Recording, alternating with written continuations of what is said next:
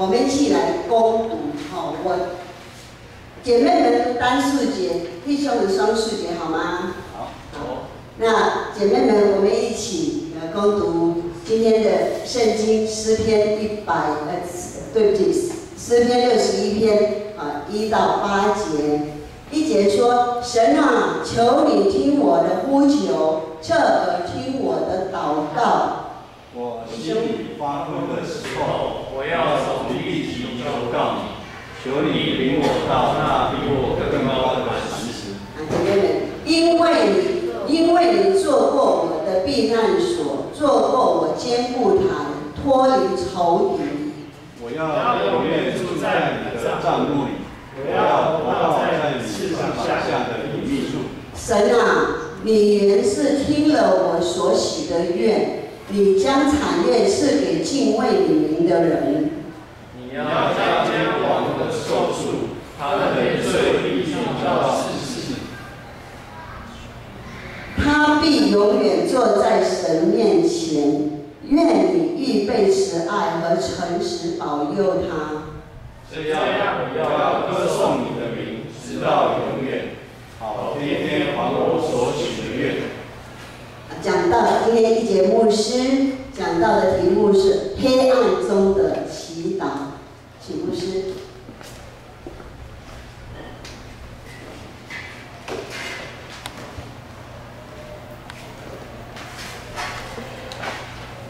弟兄姐妹，大家平安。平安。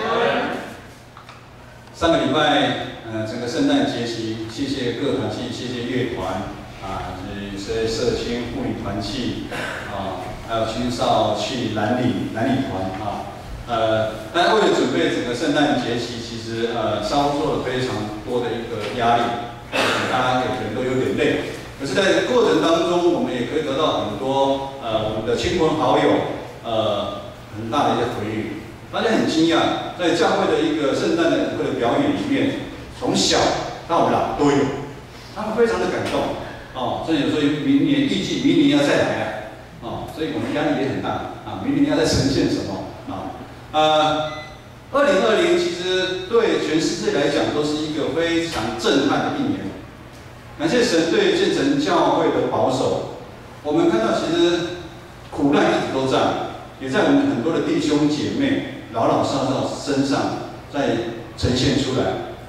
但是我们也看到主的爱透过我们任何的肢体，我们带导，我们去陪伴，我们去关心，也让一些弟兄姐妹能够重新又站起来。也感谢神保守我们建成教会在财务上面，很多教会因为疫情的关系取消了实体礼拜，相对于整个奉献整个就掉下来。感谢神，我们奉献不但应该没有减少，反而会比去年更多，应该是这几年来最多的一年。我觉得上帝，当我们走在上帝的道路上面，其实上帝常常会超过我们所求所想，赏赐给我们。我们一起同心来祷告。天父上帝，我们满心感谢赞美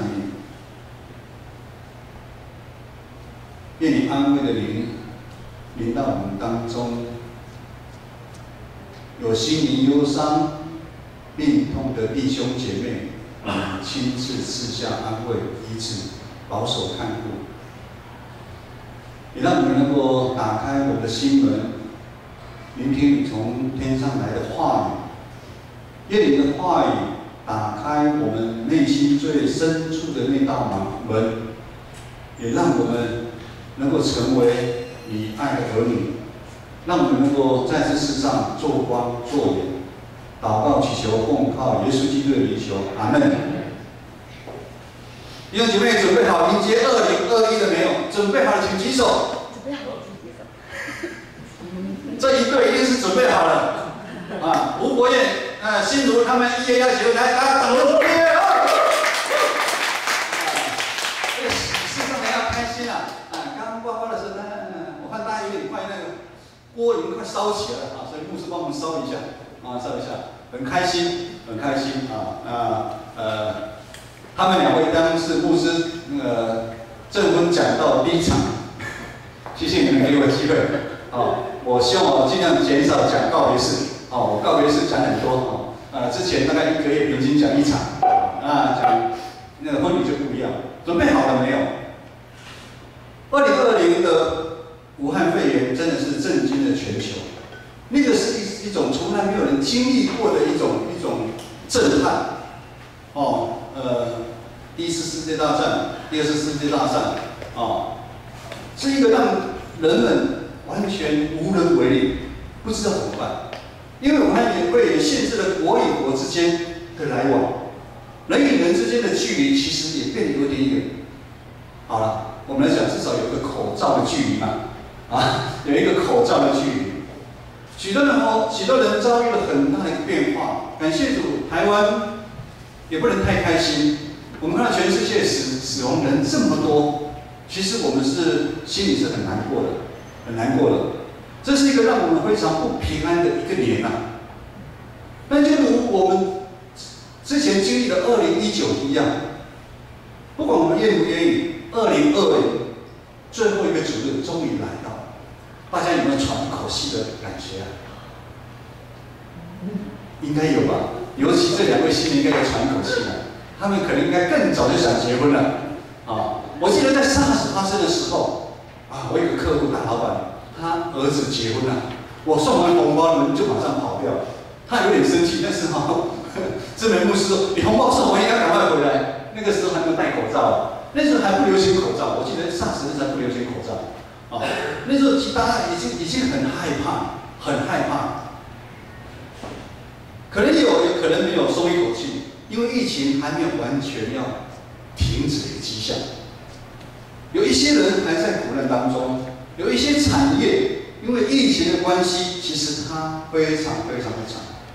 我们周遭的亲朋好友，真是我们的同学，他们可能比如说在航空业或者在旅游业，其实冲击非常的大。1年的结束绝对不是终点，而是为了要预备另一个新的年的开始。盼望新的一年常有真光照在我们前面，让我们走得很顺利。但是常常期盼归期盼，就好像我们2019年在期盼2020一样，我们现在2020在期盼2021一样。等到2021年底的时候，困扰我们的事件又一样继续发生。仿佛好像人要逃离那个黑暗的那个枷锁，好像是非常的困难。时间一直在过，我们年纪一天一天在长，但是我们在信仰上的灵命却没办法同步的生长，同步的成长。因为上帝的真光总是让我内心那个罪性阻挡在门外。就好像电脑一样，有一道防火墙挡住了上帝到你的内心，以至于你自己在黑暗中失去了方向。今天诗篇61篇是大卫王所做的一个哀思啊，没有哪一个人被自己的儿子追杀，那个时候更追心之痛。大卫王陷入在黑暗当中，他所做了一个祷告。我们从第1节到第4节，如果大家有跟着用读出来，你会更感受。就是从第1节到第4节，我们可以发现到重复了9个我，也就是在祷告的时候，我出现了9次。主啊，请听我的呼求，侧听我的祷告。我心里发昏的时候，我要从地极求告你。诗人在这边让我们知道，他处在一个非常危机的一个情况。上帝啊，目前我碰到的一个难题、一个状况，我没办法处理，我需要你。我想在病痛当中，今年大家有些病痛啊，那个我看到邱小姐也是那个筋骨病痛啊，我们是同班同学哈，牧师也是的。后来这牧师也要祷告啊，无时间，感谢主哦。大家看，牧师也慢慢举起来，为了求告，我真的无能为力啊！上帝，你带领我到底要看哪个医生啊？那我自己要注意什么？在这个1到4节里面，我们有看到出现了6次的你，这个你是指上帝。上帝啊，求你听我的呼求啊，求你我从地极很远远的地方，我来呼求你啊，求你领我在更高的磐石上面啊，也谢谢今天的领唱啊，哇，他写的歌哈，都跟我们几乎有关系啊，带领我们，神你是我的磐石，你是我的坚固台，这是一种宣告。从经文知道，此时的诗人他被他的儿子，也就是带领一个军队被追杀，他逃离他的首都耶路撒冷，到北方去。他内心充满了惊慌害怕，为什么？因为他不知道这个敌人他的追杀什么时候会到，所以他会呈现一个很紧张的状态，随时怎么样？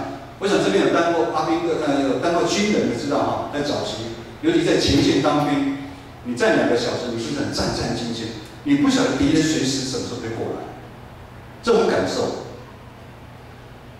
他的压力非常的大，他吃不好，睡不饱。我想在我们当中，没有人参加过战争嘛？有参加过战争的请举手。小赖，欢迎你来参加我们的礼拜哈。小赖，你有参加过战争吗？没有嘛哈。牧师在12月24号去报佳音，带了圣诞糕，带了整个教会的爱去。我们教会有6个很久没来教会的长辈家里，其中有个长辈，他就参加过金门823炮战。我那天去跟他谈才知道，他跟我讲说，他们的同袍那一阵子，红袍现在感觉大家很容易生病，情绪不好。他不晓得是不是跟那个战争有关。我说到底怎么样？他说我们在那边20几岁，我们知道对岸要打过来。可是我们不知道他什么时候打过来。我们一直挖坑道，筑堡垒，一边然后24小时之间都在待命，不晓得他什么时候会打过来。可是当炮弹打过来的时候，其实他们反而不害怕。也就是说，我们处在一个精神衰弱，我们不晓得这个事件到底什么时候会发生，我的仇敌或者是说什么时候会发生到我的身上，这是让我一个感觉到是个很悲哀的一个画面。但是弟兄姐妹，我想有人多少也会经历过这样的一个情境。感情好，情关难过，这个是每一个人都会碰到。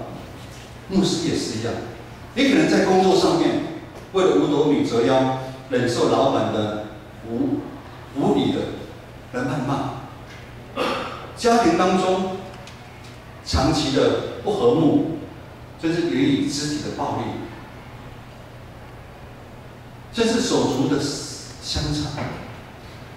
牧师在就是12月24号，早上报佳音在下午，早上我先去保养我的车子，在那边我看了《商业周刊》有报道到张荣发航空公司，大家应该有印象吧？长荣航空他们的手足之争，从父亲走的时候，现在还在争。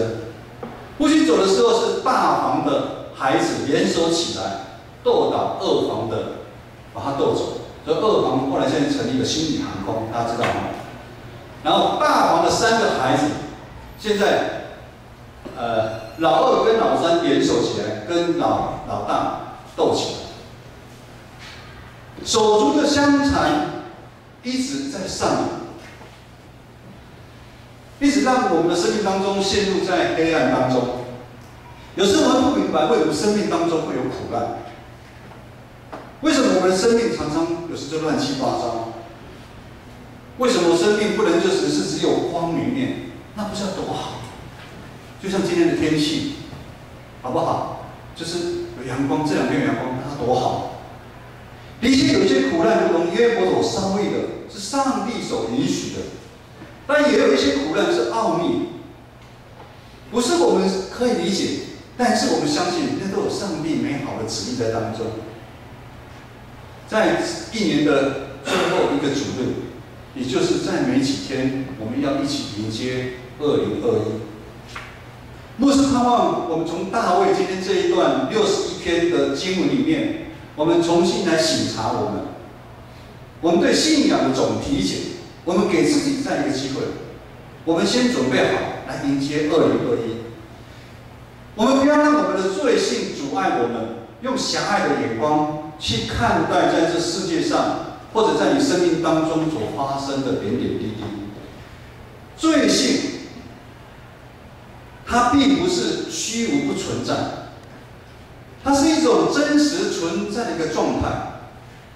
常常在我们人来不及发现的时候，我们已经陷入黑暗中。也就是说，罪性它不会通知我们。我们知道现在地震会不会通知？会，但是其实通知也来不及了。常常3更半夜，你手机响起来，地震才开始摇，你是被那个手机吓醒，吓醒。罪这种东西，它不会通知你说我来了，我来了，你要准备好，我来了，不会。因为这个罪性常常是来自于我们是一个欲望。当我们功成名就的时候，当我们生活好一点的时候，我们常常非常的骄傲，这个罪就进到我们心里面。这是来自于我们互相同侪之间的比较，我们的嫉妒。还有说比10回，10回啊，为什么明明是一样时的差这么多？甚至是在我们充满了埋怨、怨恨、不公不义的时候，这个黑暗会临到我们身上。我们常常被罪带走，而我们不知道。我们常被罪带走，不知道，以至于我们生命常常会觉得喜乐不起来。好的时候也没有很喜乐，坏的时候好像也没有很沉，而且常常许多莫名其妙的事情在发生。以至于我们对生命的优先顺序，在信仰上面，我们常常抓不到重点。我们不知道哪一个才是最重要的，以至于我们全部都散掉。我们如果抓住那个最重要的，其实纵使风浪再大，其实我们都可以安稳的往前面行。如今是一个充满罪性的一个时代。世界是这样，教会内不小心也是这样。这样的发生，其实让我们很烦恼。但是有神学家这么比喻，罪性好像黑暗的领导。我想弟兄姐妹常有在玩一个游戏，对不对？黑暗的领导，你们刚有吓一跳吗？我刚刚安排装脚，吓一跳。当黑暗的领导，让我们真害怕。你看现在简大哥就很惊慌，很黑暗，突然灯熄掉。黑暗其实是一种没有光的一个状态，就如同邪恶，邪恶是缺乏良善的一个状态。我们常说水库干旱的日子是因为什么？缺乏水。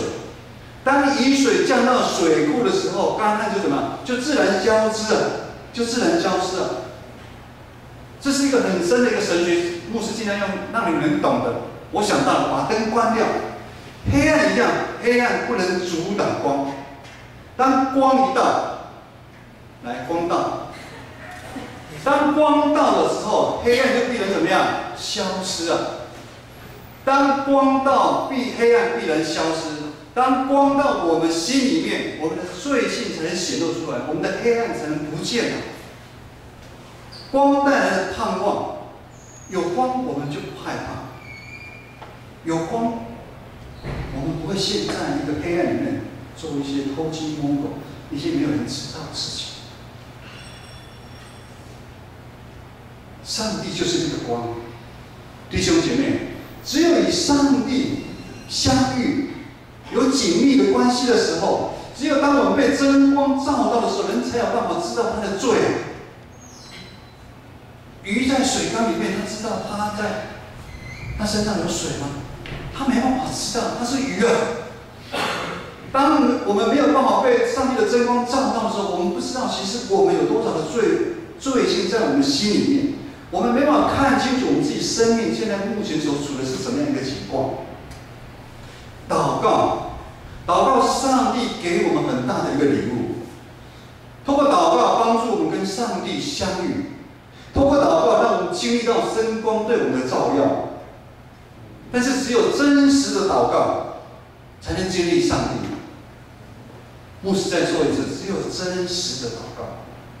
我们不要像法利赛人一样很伪善、很华丽、很华美的一个祷告词。我们才有用真实的祷告，才有跟上帝相遇的。真实的祷告是什么？就是我不管我碰到任何的好或坏的事情，我完全一五一十的跟上帝报告。我们只有是这样的一个真实跟上帝面对的时候，我们才能将我们内心那个道最困难的门最困难的心门打开。在祷告的过程当中，要改变的是谁？是对方吗？是其他人吗？不是。在祷告的过程当中，我们被改变。在祷告的过程当中，我们更认识了我们自己，而不是认识别人。也就是说，在祷告的当中，我们被认识，我们被改变，以至于我们可以像大卫一样，在上帝面前用这样的祷告，他在上帝面前，他剖开他的心，让上帝让他看，主啊，我现在让我儿子追杀，我现在面对到的情况是这样子，求你来查看。其实这并不容易。我们常碰到的困境是，我们对上帝常常有话说不出我们也不习惯跟别人说。我们比较喜欢在日常生活当中，喜欢随便讲一些论断别人的话，小道消息的话。大家比较喜欢爱讲这个东西，我们不习惯跟上帝说话。祷告也让我们知道，祷告是以上帝为中心，绝对不是以人为中心。这是我们常常在犯的一个错误，就是说，我们常常会以自己的为中心。上帝啊，我怎么样？上帝啊，我怎么样？当我们以自己为中心的时候，以自己的需要去祷告的时候，这样的信仰其实是非常非常的危险。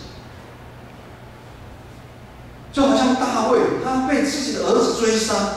那是多么的锥心之痛啊！我们知道，从亲人或从朋友来的伤害，那是最难过的。很多人就这样过不去，甚至于现在我们在场当中有人陷害在这样的一个情况。但祷告是要改变我们自己，改变我们自己怎么样来配合上帝的计划。祷告不是我们要去控诉我们侵害我们追杀我们这个人，我们要求上帝去对付他怎么样？不是，我们祷告不是要去改变上帝，来命令上帝要怎么做，而是要改变不是要让上帝来配合我。如果这样的一个神明，就是有运功的神明，那也很恐怖了。我看你不开心，我就祷告上帝攻击你；你看我不开心，你就祷告上帝攻击我，那不是很恐怖吗？当然觉得很恐怖。那牧师18年前以前的信仰，我就是这样子。我认为我的神是一个有因公，他应该有求必应，要引于我。就好像我们要听某电台，频率的电台啊，比如爱乐电台，我们一定要搜寻电台，我们要把它频率转到那个电台，我们才听得到。祷告也是这样，祷告其实它是在帮助我们调整我们的心怀意念，让我们的频率能跟上帝对得到。这是很不容易的。有一个笑话这么说：祷告归祷告，意思说我们祷告的过程当中，我们是拿上帝来替我们背书，但是我其实已经想好我要怎么做，我已经想好要怎么做。牧师用个例子，主啊，我想要往东，因为我觉得东边那个看起来好美好，主啊，求你来成全我。但是上帝说，某某人往东那个方向看起来很美好，可是陷阱很多，你要往西走。你虽然要走过很多的高山低谷，但是那是一条安全的道路。弟兄姐妹，当上帝这样回应你的时候，你愿意吗？大部分人都不愿意。当上帝没有按照我们意思的时候，很多时候我们还是执意走我们自己的一条路，因为我们常常把我们做的事情合理化。上帝就是要我这么做。所以祷告其实是一个信心操练的一个功课。有困难吗？有困难的请举手。只有2个，其他人都没问题。不好意思，牧师站来比较久，有点脚酸啊，因为昨天去出任务啊，太晚睡了啊，精神不济。打破信心操练吗？不然有，就是因为很困难，我们才需要用一辈子的时间去操练啊。但是当我们不想去操练的时候，我们常常跟上帝的频道对不起来，我们常常跟世俗的频道对起来。上帝跟马门，上帝讲得很清楚，上帝跟马门，你只能2选1。但是常常你会合理化你的一些想法。你像是一节牧师去读神学院，要读的时候的一个信心的一个操练。这过程当中，其实我还是很多的老我想要往东，可是上帝说你要往西去走。这是一个很难操练的一个课程。神学院里面有分成来，刚好这边很多年轻人神学院有分成道硕跟文学硕士文学硕士就跟一般的那研究所一样，读2年，读完就没事了你就可以继续拿一个文凭然后就去工作。道学硕士就是你读完之后，你就是主要是要牧会多读1年。那文学硕士也有，是一般大学硕士第1年没考上了你先读文学硕士教授们学校会观察你留下查看，可以的话你再插班考上来到道学硕士。7年前牧师把公司放下，全职去读神学院，可是放榜的那一天，竟然录取的是文学硕士。我非常的惊讶，我到底有哪里不如人吗？上帝，你为什么要这样子对我？我不去读了。我真的在过程中，我真的跟上帝祷告，我真的很不开心，很不开心。你这样对待我，在过程当中，我问知梅牧师的意见。你们知道之前知梅牧师怎么回答吗？孩子们可能都不知道。大学，知梅牧师会怎么回答我？我不想去读了，太看不起人了嘛。随便讲一下你先不要讲婷婷配合我一下，婷婷。那是你与神的关系。那是你与神的关系。知梅牧师很狠，你自己决定，你自己决定。哇！我想他说，如果说他心疼我，你就不要。我想我当下马上不要，因为讲实在话，那时候我爱世界，其实爱去读神学院，那个比例其实是很重的。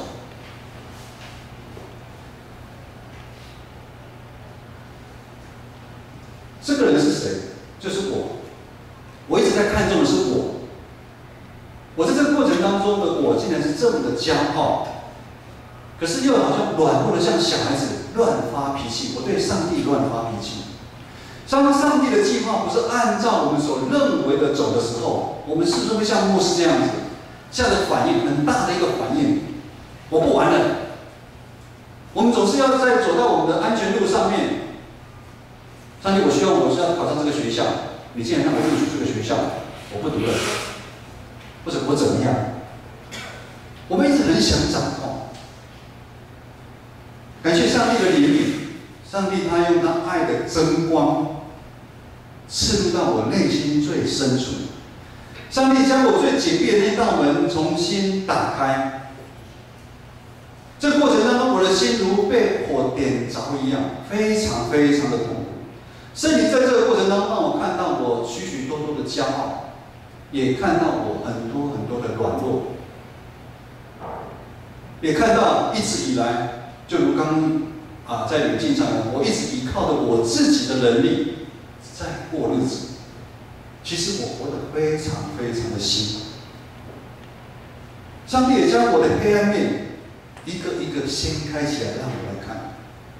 这是一段牧师与上帝相遇经历的旅程。真光让我可以像大卫一样，对上帝真实的祷告：主啊，求你自己亲自带领我吧，我顺服你的旨意。圣灵安慰、怜悯，让我有勇气，也让我重新学习怎么样将我生命的主权交还给上帝。我想每个要受洗的弟兄姐妹在上真理课的时候，都有读过这么段经文。若有人在基督里，就是怎么样新造的人。当我们成为基督徒之后，那个老我、那个旧我就要过去，我们要成为新造的人。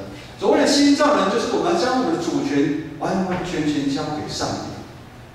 当我在做这样如此的转变的时候，这个我在我身上的这个我，很强烈的这个我不见了。我现在身上的我不见，只有上帝在我的身上，基督在我的身上。过去因为罪性，这个罪就好像一条很深深的大，把这两边分开一样，分开了我跟上帝的关系。当我和上帝的关系没有亲密的关系的时候，我就很容易偏离了目标，失去了方向。而这个罪性也让我失去了一个悔改的力量。基督徒有两个法宝非常的重要，第一个祷告之外就是悔改。基督徒很重要，基督徒常常会悔改。悔改是什么？悔改就像我们圣灵会提醒我们，当我们沉迷在这个世界的时候，或者我们偏离目标的时候，悔改就是我们想回到上帝的家。我们想回到，因为我们是属于上帝。悔改就是我们想回到上帝的家。悔改就是方向做一个调整，才会偏离目标越来越远。悔改就是转身，180度的转身，180度的转身，归向上帝，然后做一个选择。这个是我们2021年我们要选择的。我们要选择从罪恶的道路当中归向上帝的恩典的路。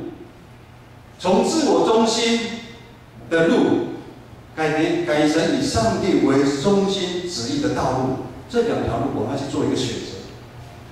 弟兄姐妹，最后就从今天的经文第5节，我们一起来读一遍。今天的经文第5节，我们一起来这个也是我们2020年大家跟牧师一起在这个礼拜堂，我们一起读了最后一段经文。来，请神啊，你们是听了我所许的愿，你将产业赐给敬畏你名的人。好，1节而已，你刚后面读也没了，1节就好了。敬畏是什么？敬畏你名的人，敬畏你名就是遵守上帝约定的人，也就是想走上帝那条路。不是刚讲想走上帝的那条路的，在座的我们每一个人。不管你现在是慕道友，或者你是已经受洗的，我想我们都是愿意走上帝那条路，我们才会来这边做礼拜。上帝所赐的产业是什么？这个产业不是我们常所说的荣华富贵、金银财宝。上帝所赐的产业是什么？与上帝同在，与上帝同在。这个奖赏是最棒的，就是与上帝同在，与上帝同在的美好。意思就是说，愿意走上帝路的人，上帝就会跟他怎么样？同在。我们这个是数学问题吗？愿意走在上帝路上的人，上帝就与他怎么样？同在。跟上帝同在的人就会怎么样？有光跟他同在，光就会在他身上显现，而这光就是圣子耶稣基督。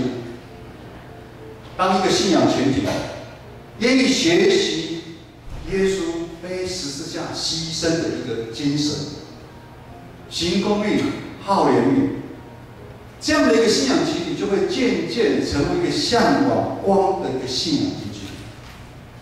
因为知道有光是如此的一个美好。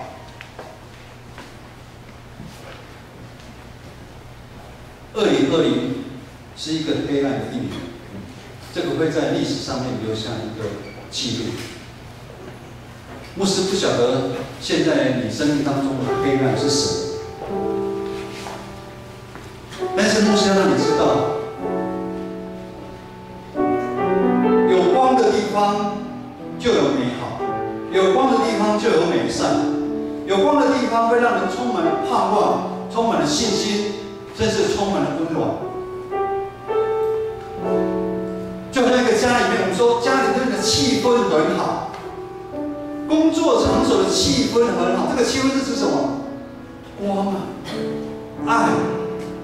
教会的气氛很好，也是指呢，这个教会有爱，以至于什么？大家做完礼拜之后不想回家，为什么？我想待在这边。听说大军在那天社青聚会的时候讲了一段话，牧师好感动，好感动。大军是我们20号刚受洗的弟兄，他在跟社青大概分享是这样子，他说他来这边得到很多的爱，很多的光。他希望他一辈子都在终老到在建成，终老他绝对不会离开建成。哇！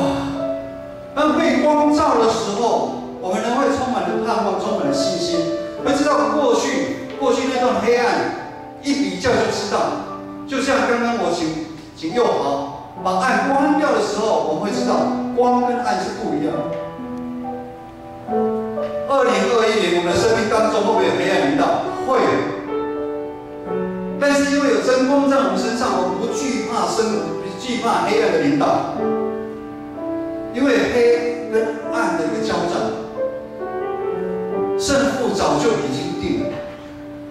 光永远战胜黑暗，有光的地方一定没有黑暗。而现在呢？现在这个时代只是因为比赛还没有结束，什么意思呢？我们在等候耶稣的再来。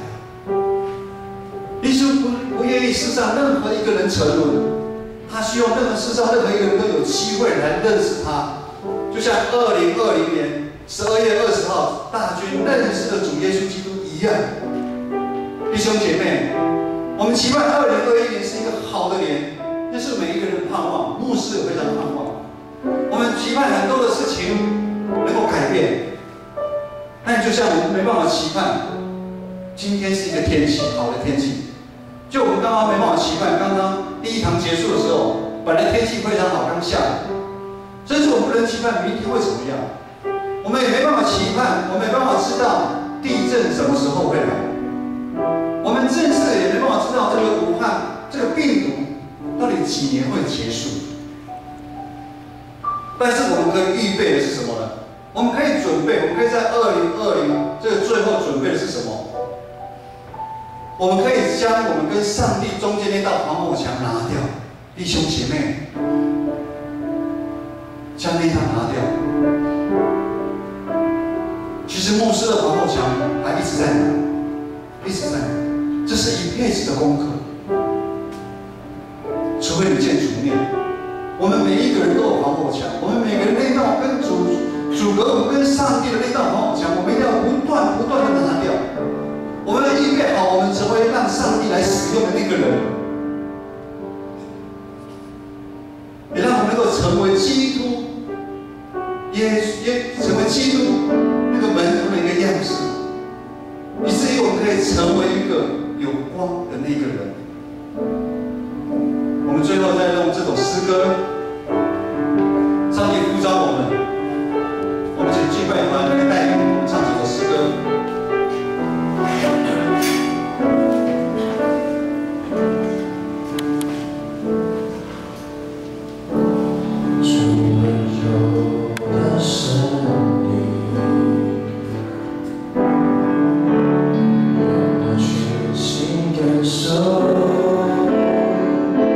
渗透我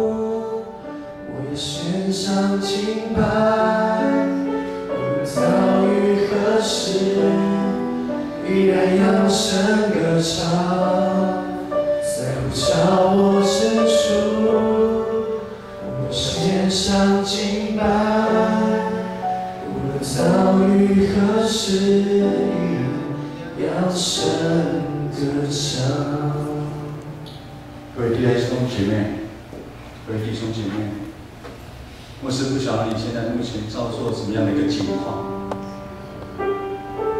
求主耶稣进到我们心里面，不求主耶稣来掌管我们，打开我们那最深最深的那一扇门。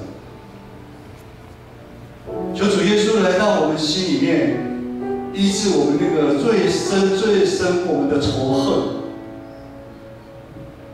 求主耶稣的真光照到我们心里面，让我们能够渴慕这个光，能够临到在我们的身上，好叫我们可以一辈子为耶稣来活，好叫我们可以在我们所呼召的地方，可以自由自在的活着，因为我们都知道凡事都可行。生命当中总是会有许多的诱惑，许多的黑暗临到。但是当我们成为光的时候，我们的光会轻看这个黑暗，这个黑暗反而成为我们信仰的帮助我们跨越，帮助我们成长，帮助我们跟上帝的频道又再一次更紧密的结合在一起。求主帮助我建成这样所有的弟兄姐妹，在新的一年带着主往前来奔跑。我们一起来领受上帝从天上来的赐福，愿我主耶稣基督天父上帝的慈爱、圣灵的感动，与众弟兄姐妹同在，从今时直到永远。阿们。